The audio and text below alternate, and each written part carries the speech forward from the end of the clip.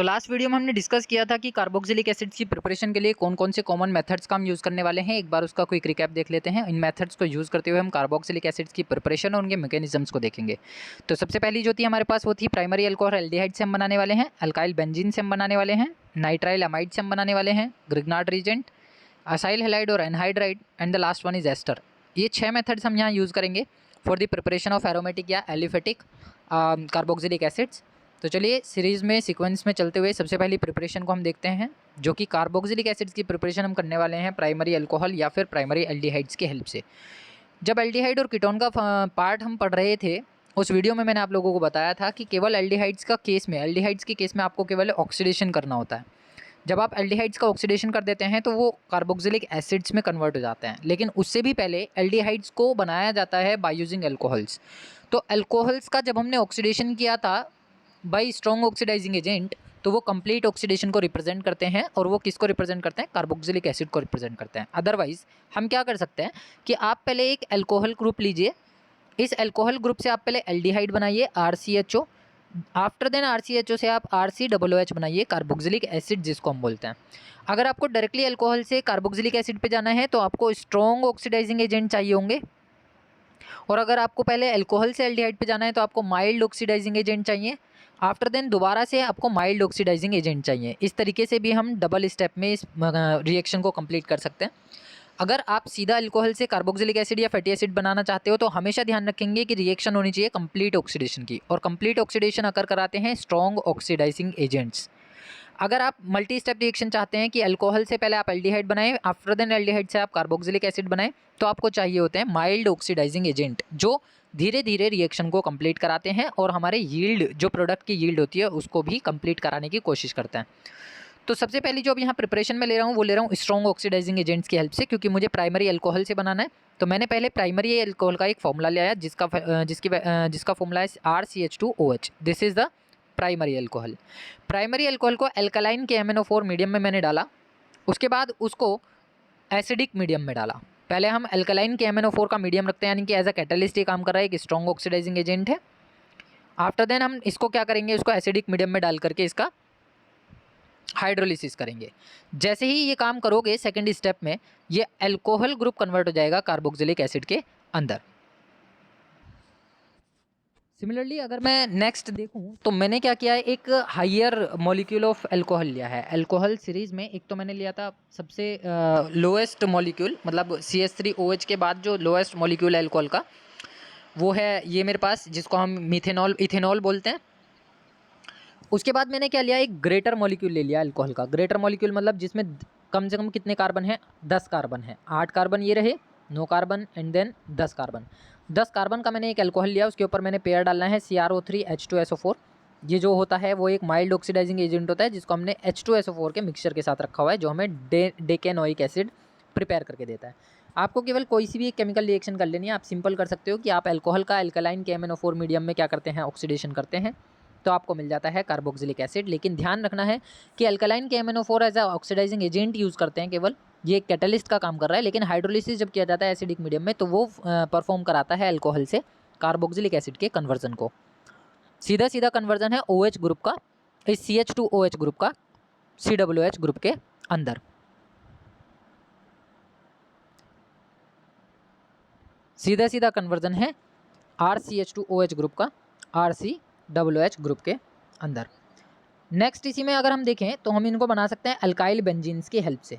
अच्छा, यहाँ पर अभी जो हम बात कर रहे थे वो अल्कोहल्स और एल्डिहाइड को लेकर के कर रहे थे। जैसा मैंने अभी बताया कि आपको डायरेक्टली अल्कोहल से बनाना हो तो आप डायरेक्टली अल्कोहल से बना सकते हैं, अगर आपको एल्डिहाइड से बनाना हो तो आप एल्डिहाइड से भी बना सकते हैं। बस एल्डिहाइड के केस में आपको मल्टी स्टेप रिएक्शन लेनी होगी। अदरवाइज आप लिख सकते हैं RCHO, यहाँ पर आप माइल्ड ऑक्सीडाइजिंग एजेंट डाल दीजिए। कोई भी माइल्ड ऑक्सीडाइजिंग एजेंट यहाँ आप रखें नेसेंट ऑक्सीजन के साथ, जो भी माइल्ड ऑक्सीडाइजिंग एजेंट हमने लास्ट वीडियोज़ में पढ़े हैं, तो ये डायरेक्टली कन्वर्जन कर देते हैं किसके अंदर, RCOOH के अंदर।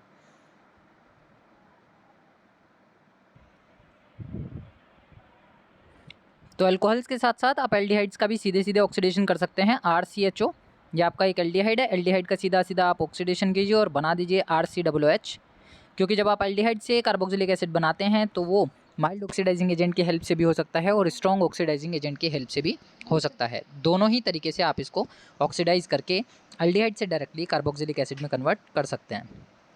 इसी सीरीज में नेक्स्ट मेथड हमारे पास आ जाता है, नेक्स्ट प्रिपरेशन हमारे पास है from alkyl benzenes. Alkyl benzene, जैसा कि अभी मैंने आप लोगों को बताया कि बेंजीन रिंग के ऊपर एक आर ग्रुप आप कनेक्ट कर दीजिए। आर ग्रुप कितना भी छोटा या कितना भी बल्कि हो सकता है। आप 1 कार्बन का अल्काइल ग्रुप लगाइए या फिर 5 कार्बन का अल्काइल ग्रुप लगाइए, डजेंट मैटर। केवल हमें एक अल्काइल बेंजीन चाहिए होता है। अल्काइल बेंजीन को हम फॉलो करेंगे KMnO4 और KOH के पेयर के साथ बाई हीटिंग। हीटिंग के साथ आपको KMnO4 और KOH का पेयर रखना है। तुरंत ही ये जो KOH है ये अपना एक सॉल्ट बना देगा, यानी पोटेशियम। या तो आप यहाँ पे KOH लेने वाले हैं या फिर आप यहाँ पे NaOH लेने वाले हैं। दोनों में से कोई भी अल्कली मीडियम आप ले सकते हैं। मतलब कि एसिड बेस पेयर हम इसे कहेंगे। आप एक एसिड बेस पेयर में अल्कली बेंजीन को या अल्काइल बेंजीन को फॉलो कीजिए। जैसे ही आप यहाँ पर एसिड बेस मीडियम रखते हैं तो बेस का सोडियम या पोटेशियम इस CH3 वाले ग्रुप को ऑक्सीडाइज कराता है, क्योंकि KMnO4 का काम है ऑक्सीडाइज कराने का, और ये KOH या NaOH जो भी आप डालते हो उसका काम होता है अपना सोल्ट फॉर्मेशन करने का। तो ये जो अल्काइल ग्रुप है, अल्काइल ग्रुप का कन्वर्जन डायरेक्टली हो जाता है फैटी एसिड में।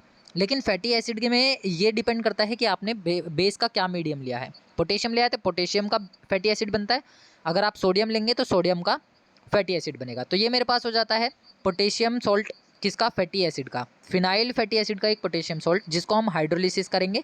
जैसे आप इसका हाइड्रोलिसिस करते हो तो ये पोटेशियम वापस से अलग निकल जाता है KOH की फॉर्मेशन करते हुए। ये पोटेशियम वापस बाहर हो जाएगा KOH की फॉर्मेशन करते हुए और हमारे पास वापस यहाँ आ जाएगा हाइड्रोजन, तो ये बन जाता है बेंजोइक एसिड। अदरवाइज आप क्या काम कर सकते हैं, इस सिंगल स्टेप रिएक्शन को यहाँ से यहाँ भी लिख सकते हैं, लेकिन आपको रखना होगा कि पहला स्टेप KMnO4 विद KOH और second step is hydrolysis in acidic medium H3O positive. अगर आप ये दोनों चीज़ें एक ही एरो के ऊपर फर्स्ट और सेकंड करके लिखते हैं तो आप सिंगल स्टेप में रिएक्शन को यहाँ से यहाँ ले जा सकते हैं, जिसमें कि हम अल्काइल बेंजीन का यानी कि टॉल्यूइन का, इसका नाम अगर मैं बात करता हूँ तो ये क्या नाम है, टॉल्यूइन है। तो टॉल्यूइन से हम क्या बना सकते हैं, बेंजोइक एसिड बना सकते हैं। अब अगर मैं इसकी बात करता हूँ तो ये मेरे पास क्या हो गया, एक ग्रेटर अल्काइल बेंजीन हो गया, जिसके अंदर 3 कार्बन एक अल्काइल ग्रुप का काम कर रही हैं और ये हमारे पास बेंजीन रिंग है। आप इसमें भी वही काम करेंगे, सिंगल स्टेप लिखना है अगर आपको तो फर्स्ट स्टेप आप लिखेंगे यहाँ पे KMnO4 और KOH का pair with heating. Second step आप लिखेंगे कि एसिडिक मीडियम में हाइड्रोलिसिस H3O पॉजिटिव। तो ये पूरा फंक्शनल ग्रुप कन्वर्ट होकर के बन जाता है बेंजोइक एसिड। तो अब आपको ध्यान रखना है कि आप अल्काइल बेंजीन का डायरेक्टली क्या करने वाले हैं, ऑक्सीडेशन करने वाले हैं with acid base pair in hydrolysis acidic medium में हाइड्रोलिसिस फॉलो करते हुए डायरेक्टली आपको क्या मिल जाएगी, बेंजोइक एसिड मिल जाएगी। नेक्स्ट मेथड इसमें हमारे पास था फ्रॉम नाइट्राइल्स या फिर amides. Nitriles are those compounds which have CN group present, जिनके पास क्या होता है, CN ग्रुप होता है। तो हमने क्या ले लिया, RCN ले लिया। ये एक सीधा कन्वर्जन है, हमेशा रिएक्शन में पूछा जाता है। बहुत सारे मैकेनिज्म हम देखेंगे, सीधे सीधे 1 मार्क 2 मार्क के कन्वर्जन हम देखेंगे, जिसमें अल्काइल नाइट्राइल को सीधे डायरेक्टली हम किसके अंदर कन्वर्ट करेंगे, कार्बोक्सिलिक एसिड के अंदर करेंगे। तो आपको क्या करना है, सबसे पहले अल्काइल नाइट्राइल से अमाइड बनाना है, आफ्टर देन अमाइड से आप कार्बोक्सिलिक एसिड बनाएंगे। तो क्या करने वाले हम, एसिडिक मीडियम या बेसिक मीडियम में हाइड्रोलिसिस कीजिए। चाहे तो आप एसिडिक मीडियम में कीजिए, चाहे आप बेसिक मीडियम में कीजिए, बस हाइड्रोलिसिस होना चाहिए। तो ये जो CN ग्रुप है ये कन्वर्ट हो जाता है अमाइड ग्रुप के अंदर। एसिडिक मीडियम हो या बेसिक मीडियम हो, ये पूरा ग्रुप इंट्रोड्यूस होने वाला है H और OH की फॉर्म में।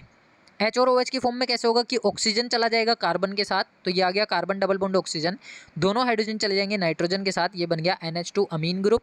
जब CONH2 आपस में कंबाइन हो जाता है तो इसको हम बोलते हैं अमाइड ग्रुप। तो ये बन गया मेरे पास अल्काइल अमाइड। तो एक कन्वर्जन ये भी है कि आप कैसे बनाएंगे अल्काइल अमाइड को अल्काइल नाइट्राइल से। तो आपको केवल क्या करना है, एसिडिक या बेसिक मीडियम में हाइड्रोलिसिस कर देना है।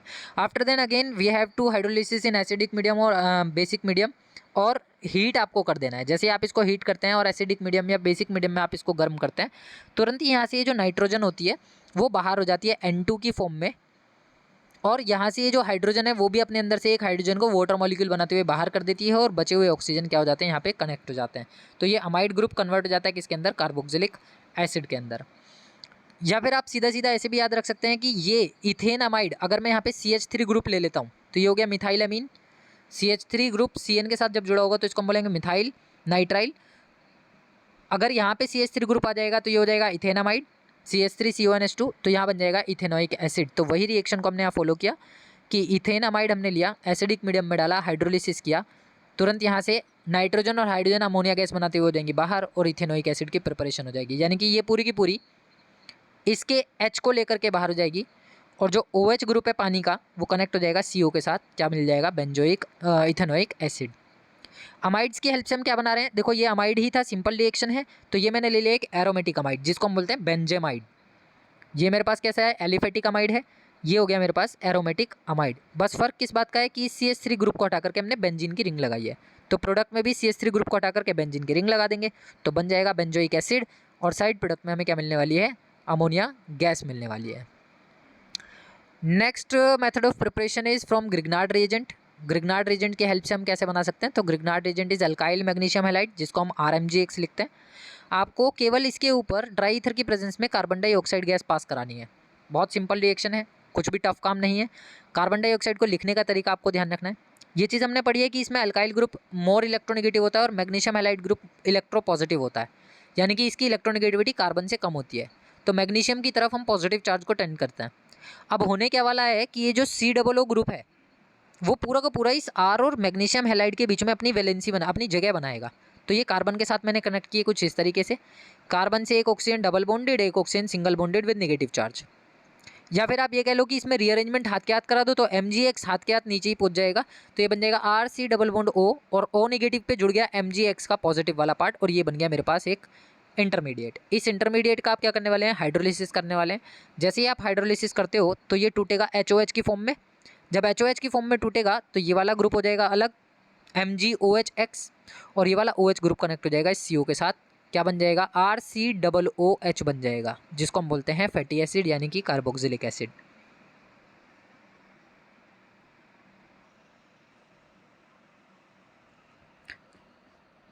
Next method is from acyl halides. Acyl halide की हेल्प से हम कैसे बनाने वाले हैं, तो असाइल हैलाइड्स का फॉर्मूला होता है RCOCl, जिसमें ये C double bond OCl group is non for the acyl halide. तो ये अल्काइल ग्रुप आप कितना भी छोटा या कितना भी बड़ा ले सकते हैं, एक कार्बन का अल्काइल ग्रुप भी हो सकता है, दैट इज मिथाइल, या मोर देन 2 कार्बन भी इसमें हो सकते हैं। तो असाइल क्लोराइड्स का आपको केवल क्या करना है, हाइड्रोलिसिस करना है। जब आप हाइड्रोलिसिस करते हो तो एक तो नॉर्मल हो गया कि आपने वाटर मॉलिक्यूल से रिएक्शन करा दी। जैसे आप इसकी वाटर मॉलिक्यूल से रिएक्शन कराएंगे तो वाटर मॉलिक्यूल को हम इस तरीके से स्प्लिट करेंगे HOH। इस HOH में जो ये OH वाला ग्रुप है ये कनेक्ट हो जाता है CO के साथ जाकर के, और जो Cl वाला ग्रुप है वो कनेक्ट हो जाता है इस H के साथ जाकर के। तो Cl जो है वो क्लोराइड आयन बनते हुए बाहर होता है, जिसमें से वाटर मॉलिक्यूल का हाइड्रोजन आयन रिएक्शन करेगा और क्या बना देगा, HCl की फॉर्मेशन कर देगा। तो एक तरीका तो आपका ये है सीधा कि आप क्या करने वाले हैं, RCOCl की रिएक्शन करने वाले हैं वाटर मॉलिक्यूल के साथ, और आपको क्या मिल जाएगा, RCOOH मिल जाएगा with the side product as HCl। दूसरा तरीका ये कि आप बेसिक मीडियम में OH नेगेटिव, यानी कि OH नेगेटिव किसको रिप्रेजेंट कर रहे हैं, बेसिक मीडियम को। आप बेसिक मीडियम में क्या करा रहे हैं, हाइड्रोलिसिस करा रहे हैं। जब आप बेसिक मीडियम में हाइड्रोलिसिस कराएंगे तो ये जो RCO वाला ग्रुप है ये सबसे पहले कन्वर्ट होगा RCOO नेगेटिव में। इसके अंदर से जो क्लोराइड आयन है वो स्प्लिट हो जाएगा। जैसे ही क्लोराइड आयन बाहर निकलेगा आप इसको एसिडिक मीडियम में फॉलो कराएंगे। जैसे ही आप इसको एसिडिक मीडियम में डालते हैं तुरंत कन्वर्ट हो जाता है ये HCl की फॉर्मेशन करते हुए अलग और RCOOH की फॉर्मेशन करते हुए अलग। तो आपकी इच्छा है, आप अपनी विलिंग के अकॉर्डिंग किसी भी तरीके से इस रिएक्शन को कर सकते हैं, whether it is single step reaction और डबल स्टेप रिएक्शन। नेक्स्ट इसी में अब हमारे पास आ जाता है मेथड्स प्रिपरेशन में एनहाइड्राइड्स के साथ। एनहाइड्राइड्स से हम किस तरीके से प्रिपरेशन कर सकते हैं, तो एनहाइड्राइड्स का फॉर्मूला मैं लिख देता हूँ, RCOO का twice O, this is known as the anhydride. इसको हम इस तरीके से भी लिखते हैं RC double bond O single bond O और RC डबल बॉन्ड O, और ये यहाँ पे कनेक्ट हो जाता है। तो ये जो बेसिकली हमने एक स्ट्रक्चर बनाई है इसको हम बोलते हैं एनहाइड्राइड। ये एनहाइड्राइड में इस R की जगह पर AR ग्रुप भी कनेक्ट हो सकता है, यानी बेंजीन की रिंग भी कनेक्ट हो सकती है। फिनाइल यानी कि एरोमेटिक एनहाइड्राइड भी हो सकता है। तो हमने क्या लिया यहाँ पे, फिनाइल एक बेंजीन की रिंग ये लगा दी मैंने, इस बेंजीन रिंग के साथ C डबल बॉन्ड O और ये सिंगल बॉन्ड O। दूसरी एक बेंजीन की रिंग मेरे पास है, उसके साथ कार्बन डबल बॉन्ड O, इस तरीके से ये कनेक्ट है। तो ये मैंने एक एरोमेटिक एनहाइड्राइड लिया हुआ है जिसको हम बेंजोइक एनहाइड्राइड बोलते हैं। बेंजोइक एनहाइड्राइड का आपको केवल हाइड्रोलिसिस कराना है। हाइड्रोलिसिस मतलब आपने HOH डालना है। जब आप HOH डालते हैं तो आप एक काम करेंगे कि H को इस ऑक्सीजन के साथ जोड़ देंगे यहाँ की बॉन्डिंग तोड़ के। जैसे ये बॉन्ड टूटेगा तो ऊपर का एक ग्रुप बन गया, ये ध्यान से अगर हम देखें तो ये C6H5 है, ये COOH हो गया। ये वाला ऑक्सीजन और हाइड्रोजन यहाँ कनेक्ट कर देंगे तो ये भी बन जाएगा C6H5 COOH। तो C6H5COOH के 2 मॉलिक्यूल तैयार हुए जिसको हम बोलते हैं बेंजोइक एसिड। तो बेंजोइक एसिड के 2 मॉलिक्यूल हमें मिल जाते हैं by the hydrolysis of benzoic anhydride. Similarly अगर मैं क्या कर लेता हूँ, बेंजोइक इथेनोइक एनहाइड्राइड ले लेता हूँ। बेंजोइक इथेनोइक एनहाइड्राइड का मतलब क्या हुआ कि मैंने यहाँ पे CH3 ग्रुप जोड़ दिया है COO ग्रुप के साथ COCH3। जब आप इसे हाइड्रोलिसिस कराते हैं H2O के साथ तो लिखने का क्या तरीका रहने वाला है? लिखने का तरीका वैसे सिंपल है, कुछ भी टफ नहीं है इसमें। आपको बेंजीन की रिंग लगानी है, बेंजीन की रिंग के साथ कार्बन डबल बॉन्ड ऑक्सीजन लगाना है, फिर एक ऑक्सीजन लगानी है सिंगल बॉन्ड के साथ, फिर लगाना है कार्बन डबल बॉन्ड ऑक्सीजन, फिर लगा देना है CH3। अब आप इसका हाइड्रोलिसिस करने वाले हैं HOH। जैसे आप HOH डालते हो तो ये CH3COOH ये वाला ग्रुप आप तोड़ दो, यहाँ से बॉन्ड ब्रेकिंग कर दो इसकी। जैसे ही बॉन्ड ब्रेकिंग होगी तो ये CH3COOH ग्रुप अलग हो जाएगा जो कि इथेनोइक एसिड है, और ये वाला C6H5COO के साथ ये H चला जाएगा तो ये बन जाएगा बेंजोइक एसिड। तो यहाँ पे मिक्सचर मिलता है हमें बेंजोइक एसिड और इथेनोइक एसिड का, जब हम बेंजोइक इथेनोइक एनहाइड्राइड का हाइड्रोलिसिस करते हैं। लास्ट मेथड ऑफ प्रिपरेशन इसमें हमारे पास आ जाता है फ्रॉम एस्टर्स। एस्टर्स की हेल्प से हम इनकी प्रिपरेशन कर सकते हैं। तो एस्टर्स का जो जनरल फॉर्मूला था वो ये था कि कार्बन डबल बॉन्ड ऑक्सीजन, ये ऑक्सीजन, यहाँ पर भी एक R ग्रुप जुड़ा होगा, यहाँ पर भी एक R ग्रुप जुड़ा होगा। इस R की जगह पर कोई एरोमेटिक ग्रुप भी जुड़ा हो सकता है, फिनाइल ग्रुप यानी कि बेंजीन की रिंग भी कनेक्टेड हो सकती है। तो हमने ले लिया इथाइल बेंजोनोएट, इसका नाम क्या हो गया? Ethyl benzoate. ये ग्रुप जो है वो इथाइल को डिफाइन कर रहा है, ये जो ग्रुप है वो बेंजोएट को डिफाइन कर रहा है। तो इथाइल बेंजोएट का आपने केवल हाइड्रोलिसिस करना है। जैसे ही आप HOH करेंगे तुरंत ये यहाँ से बॉन्डिंग स्प्लिट करेगा, C2H5 चला जाएगा OH के साथ, H चला जाएगा COO के साथ। तो ये आपको मिल जाता है बेंजोइक एसिड और इथेनोइक एसिड। अल्कोहल्स और कार्बोक्सिलिक एसिड यानी फैटी एसिड का आपको मिक्सचर मिलता है। सिमिलरली अगर आप इथाइल ब्यूटेनोइट ले लेते हैं, बड़ा मॉलिक्यूल ले लेते हैं, ये आपका हो गया इथाइल ग्रुप और ये हो गया ब्यूटेनोइट। इसको आप अल्कली मीडियम में डाल दीजिए। अल्कली मीडियम में NaOH के साथ जैसे ही आप डालते हो तुरंत ये C2H5 इसके OH के साथ निकल जाता है बाहर, C2H5OH, और ये जो ग्रुप है CH3 CH2 CH2 COO ये आ जाता है सोडियम को लेकर के, यानी कि सोडियम सोल्ट बन गया, फैटी एसिड का सोडियम सोल्ट बन गया। फैटी एसिड के सोडियम सोल्ट का आपको कराना है एसिडिक मीडियम में हाइड्रोलिसिस। जैसे ही आप हाइड्रोलिसिस कराते हैं तो ये NaOH वापस से NaOH की फॉर्मेशन करते हुए बाहर निकल जाता है, और Na जो होगा, सोडियम जो होगा वो रिप्लेस हो जाएगा बाय यूजिंग हाइड्रोजन। तो इस तरीके से हमें मिल जाता है ब्यूटेनोइक एसिड।